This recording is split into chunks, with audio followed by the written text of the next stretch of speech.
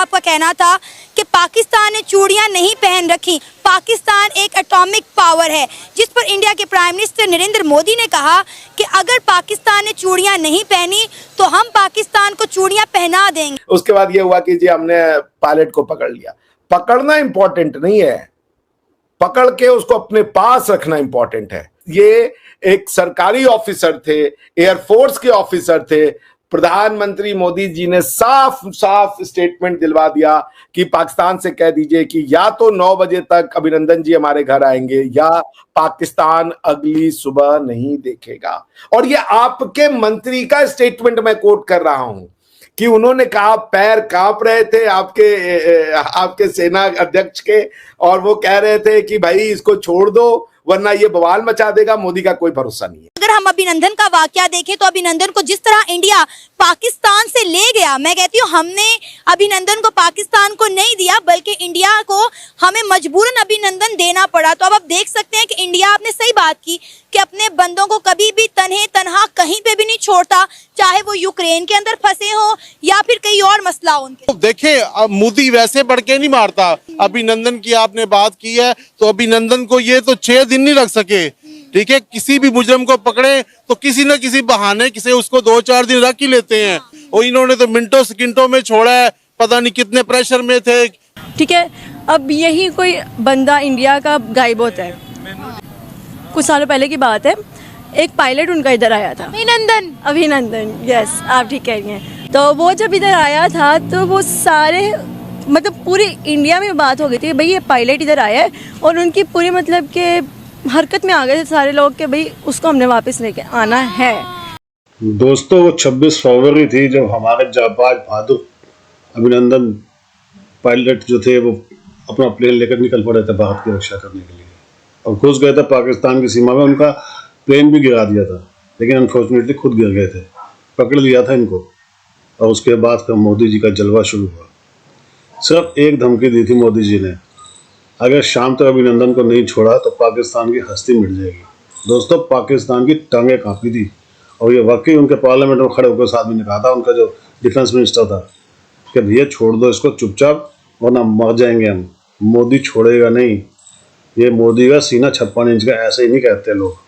यही बात थी दोस्तों, और हमारे जहाज पायलट को खरोंच भी नहीं आई थी, अगले दिन ही छोड़ दिया था उन्होंने। ये हालत है पाकिस्तान की। ये बड़ी डींगे मारते हैं जो, अब फिर झूठ फैलाते हैं कि जी हमने बड़ा दिल दिखाया है।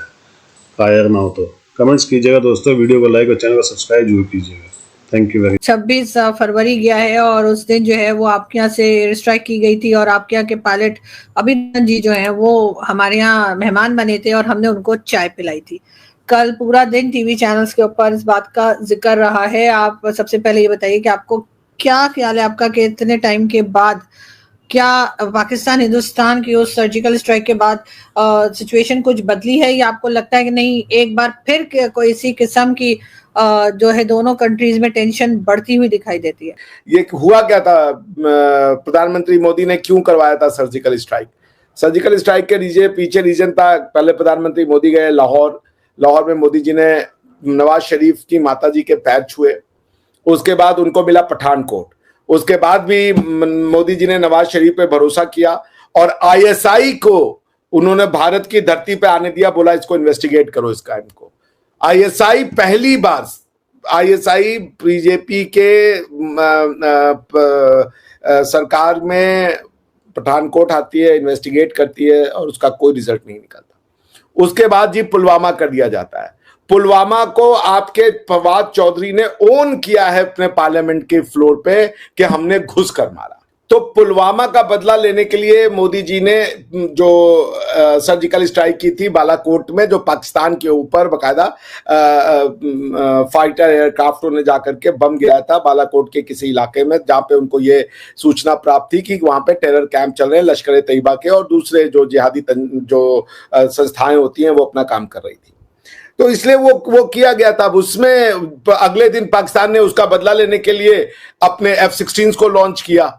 अब वो उसके रिस्पांस में इंडिया ने अपनी जो फाइटर एयरक्राफ्ट थी उसको लॉन्च किया। किस्मत ये खराब थी कि अभिनंदन साहब का जो फाइटर था वो क्रैश हो गया और वो क्रैश होकर के पीओजेके में जाके गिर गया। आपके द्वारा जो अनाधिकृत रूप से कब्जाया हुआ जम्मू एंड कश्मीर है वहां पे गिर गया।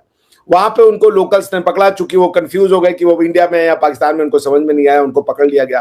फिर आपके यहाँ पे एक टीवी पे चैनल चली कि हमने 2 पायलट्स को पकड़ा है और 2 पायलट एक मार दिया गया और एक ऐसे करके आई। अंत में वो जो दूसरा वाला पायलट है वो गायब हो गया, उसके बारे में कोई न्यूज नहीं आई। उसके बाद ये हुआ कि जी हमने पायलट को पकड़ लिया।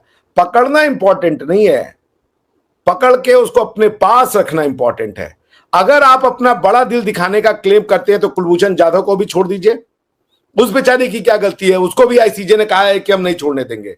लेकिन आपको ये क्या नाम है, चूंकि ये एक सरकारी ऑफिसर थे, एयरफोर्स के ऑफिसर थे, प्रधानमंत्री मोदी जी ने साफ साफ स्टेटमेंट दिलवा दिया कि पाकिस्तान से कह दीजिए कि या तो 9 बजे तक अभिनंदन जी हमारे घर आएंगे या पाकिस्तान अगली सुबह नहीं देखेगा। और ये आपके मंत्री का स्टेटमेंट मैं कोट कर रहा हूं कि उन्होंने कहा, पैर कांप रहे थे आपके सेना अध्यक्ष के, और वो कह रहे थे कि भाई इसको छोड़ दो वरना ये बवाल मचा देगा, मोदी का कोई भरोसा नहीं है। ठीक है ना, सबने अपने हाथ खड़े कर दिए थे। तो अगर जो लोग ये कहते हैं कि हमने अभिनंदन को छोड़ के बड़ा दिल दिखाया, मैं तब मानूंगा कि पाकिस्तान बड़े दिल वाला है अगर वो कुलभूषण जाधव जी को छोड़ दे, उनके घर वालों से मिला दे और ये कहे कि ये देखो हमने गुडविल का जेस्चर दिया है। मैं चैलेंज करता हूं पाकिस्तान की आर्मी को, पाकिस्तान की सरकार को, पाकिस्तान के हर उस थिंक टैंक को जो अभिनंदन जी को छोड़ने के लिए ये कहता है कि हमने बड़ा दिल दिखाया। वहां पे तो डर था और वो डर आपके स्टेटमेंट से प्रूव हुआ। आप कुलभूषण जाधव को छोड़ दीजिए, मैं आके कहूंगा कि हाँ पाकिस्तान का दिल बड़ा है। ये चैलेंज फेंक दिया मैंने आपकी तरफ। सर खुदा खुदा करके तो एक खुदा खुदा करके तो कोई हमारे हत्थे चढ़ा के हम बोल सके कि जी हमने जो है इंडियन जासूस पकड़ा है। तो सर आप जो है आप लोगों के तो लेके हम आईसीजे चले गए, आईसीजे में आपकी बैंड बज गई। आपने आईसीजे में आर्गुमेंट क्या लिया था आपको नहीं पता था। मेरा इसके ऊपर एक आर्टिकल लिखा था मैंने, और वो आर्टिकल तब लिखा था जब प्रधानमंत्री मोदी ने आईसीजे जाने का भी वो नहीं किया था। मैंने उस आर्टिकल को द क्विंट में छपा था वो आर्टिकल, और लिखा कि अगर प्रधानमंत्री जी आप कुलभूषण जाधव जी को बचाना चाहते हैं तो आप आईसीजे जाइए। वियना काउंसिल, जो Vienna convention on the council of protection, उसके ऑप्शनल प्रोटोकॉल में आपको जुरिस्डिक्शन भी मिलेगा और हमारे पास एक लीगली साउंड आर्ग्यूमेंट है और हम उसको छुड़वा लेंगे। मतलब उनकी जो ये सजाए मौत है उसको कैंसिल करवा देंगे। उसके 1.5 महीने बाद मुझे सूचना मिली कि भारत सरकार चली गई क्या नाम है आईसीजे में, और मैं आपको दावा करता हूं यदि मुझे भी हायर करते ना as a professor of law, मैं भी उनको बचा लेता। मेरे पास भी इंटरनेशनल, बिकॉज आई थिंक जो मुझे इंटरनेशनल लॉ की समझ है, very few people have that kind of understanding. Kulbhushan Jadhav ji को आप कंपेयर नहीं कर सकती हैं अभिनंदन जी से। अभिनंदन जी सरकारी सेवा में थे, इंडियन एयरफोर्स के पायलट थे, जबकि जो कुलभूषण जाधव जी हैं वो रिटायर्ड नेवल ऑफिसर हैं। ठीक है ना, और हमने आपको आईसीजे का फोरम दिया। हम गए आईसीजे में, आप नहीं गए थे। आप तो डोजियर भेज रहे थे कि हम डोजियर भेजते हैं यूनाइटेड नेशन में, ये वो। आईसीजे यूएन का ही ऑर्गन है। हम यूनाइटेड नेशन आपको लेके गए, हम उसके जुडिशियल डिस्प्यूट रिजोल्यूशन में लेके गए, और हमने कुलभूषण जाधव जी का जो डेथ पनिशमेंट है वो माफ करवा लिया। आपकी सरकार की अंदर अगर हिम्मत है और अगर आपने दूध पिया है असली, तो आप उनको हैंग करके दिखा दें कि वो एक नहीं सर, हमने डब्बे का दूध पिया। हम इस किस्म की कोई आपकी जो बात है वो एक्सेप्ट करने को तैयार नहीं है।